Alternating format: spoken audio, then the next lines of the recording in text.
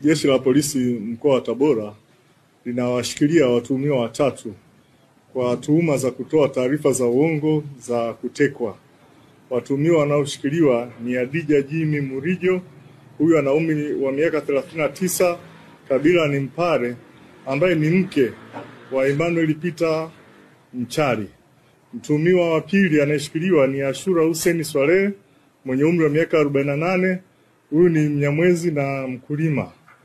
Mtuhumiwa wa tatu anayeshikiliwa ni Vitus Joseph, ana miaka 34, mkulima na mua.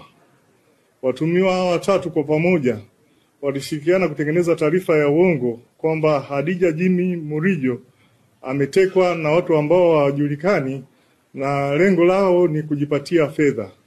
Walitengeneza uongo huu kwa lengo la kujipatia fedha kutoka kwa mume wa Adija Jimmy Murijo, na fedha ambazo zilitumwa ni shilingi milioni 1,385,800 ambazo zilitumwa kwenye simu ya Adija. Awali walieleza kwamba Adija alikuwa ametekwa kwenye kijiji cha Uyogo, kata Kiemba, tarafa ya Uliankuru, lakini katika uchunguzi wa polisi uliofanyika ulibaini kwamba mtuhumiwa huyu alikuwa amekwenda wilaya ya Urambo katika kijiji cha Vumilia, na watuhumiwa walikamatwa na fedha hizi walikwenda kuzitolea katika wilaya ya Kaliua. Tunawashikilia kwa ajili ya uchunguzi na utakapokamilika watafikishwa mahakamani. Natoa onyo kwa watu wenye tabia za kutengeneza uongo waache. Uchunguzi unafanyika kitaalamu, tunao wapelelezi wabobevu kwenye eneo hili, na pale ambapo itabainika kwamba taarifa ambazo zimetolewa hazina ukweli, tutahakikisha kwamba hatua za kisheria zinachukuliwa dhidi yao. Mimi kwa jina naitwa Emmanuel Peter Mchari.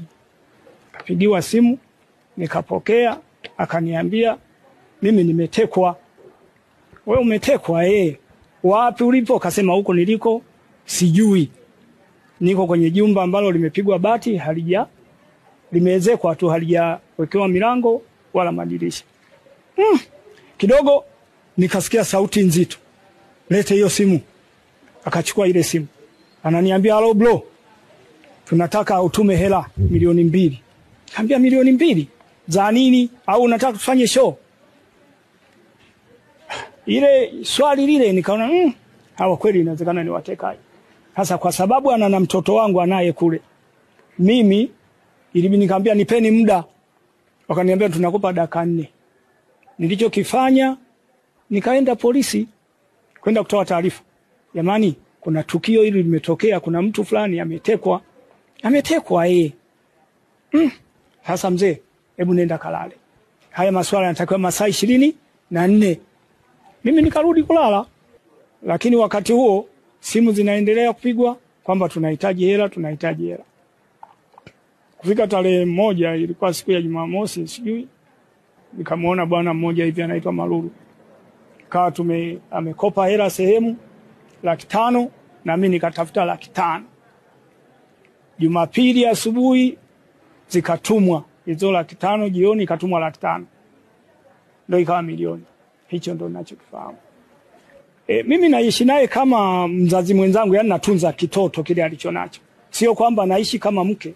Yani mimi nashinda kwangu, siku nikiona naenda pale napeleka huduma. Kilichofuata ni kuruhusiwa kule kurudi. Akarudi nyumbani. Watoto wake wakanipigia simu, baba, mama karudi. Kaambia haya, takuja kumuona kesho. Siku iliyofuata ambayo ndio ilikuwa Jumatatu asubuhi, nilienda kwake pale. Kaenda kumjulia hali, tukiwa na bwana mmoja anaitwa Dula. Kaenda pale tukamjulia hali, tukakuta kwa kweli hali sio nzuri, ana sheki.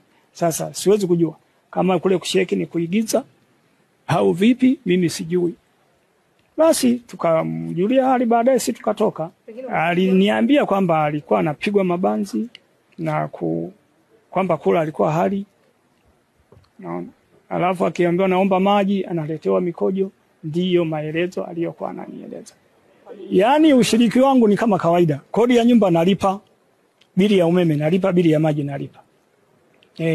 Na matumizi anapewa. Zaidi ya hapo labda kwa na lingine. Sasa siku hiyo tu mimi nilishtukia kwamba simu imepigwa kwake. Akaniambia mwenzangu, mimi tunaitwa kwa mkoa. Nikamwambia twende. Nikamleta mpaka hapa. Akaeleza mwanzo mwisho. Ndio akamuuliza kwamba unaweza kutupeleka kwenye eneo la tukio na ukatuonyesha? Akasema nitawapeleka pale waliponiachia, waliponiterekezea, yani kwamba mimi nakuleta hapa sasa na kufungua, fuata njia hii utakutana na barabara. Pale ndo alipotupeleka. Akawa ameniuliza hivi, kesho vipi utakuwepo nyumbani? Nikamwambia nitakuwepo. Kwani vipi? Akaniambia wifi yangu nimekumisi, nataka je kukusalimie. Nikasema sawa wifi yangu, karibu. Nimeona wifi yangu kafika, tukapokeana vizuri. Baada ya kuwa amefika, nikakaa kwenye kochi. Baada ya kuwa nimekaa, akaniambia wifi, mimi nimekuja bwana, shida kubwa ni mzazi mwenzangu, babake na katoto, kwa sababu alikuja na katoto kana takriban miaka 3 kuelekea 4, ka kike. Akaniambia babake na huyu mtoto bwana, mimi ananizingua sana kwenye maisha. Nina takriban miaka 8 naishi naye, lakini hajanifanyia chochote kile kwenye maisha yangu. Sasa mimi nataka nitengeneze hii shule nipate hela, kwa sababu mume wangu ana hela, maana ni mstaafu wa jeshi, ni mwanajeshi, alikuwa hapo Tabora kaisha staafu. Sasa ana hela. Mwaka jana tu tumeenda Dar es Salaam, tumechukua hela zaidi ya milioni 30, lakini hajanifanyia chochote kitu kwenye maisha yangu. Sasa mimi nikaona hapa nifanyeje? Kila nikimwambia anachonijali sana ni kwenye huduma ya kodi ya nyumba, bili ya umeme, labda nakula, lakini kwa mengine wala hata hanijali.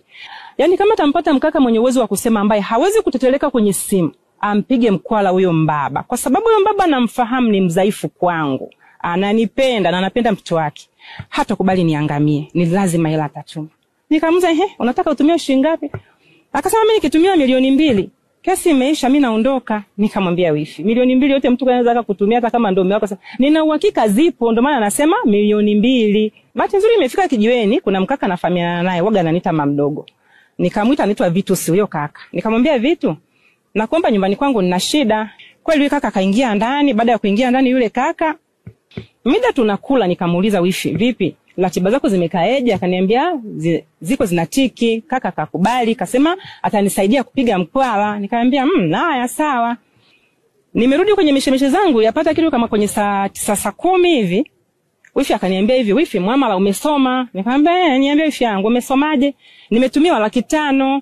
Umetumia 500,000 na kaka ambaye ndo baba Neema, ambaye ndo mzazi mwenzie. Akaniambia yeye kanitumia 500,000. Nikasema sawa, haina shida.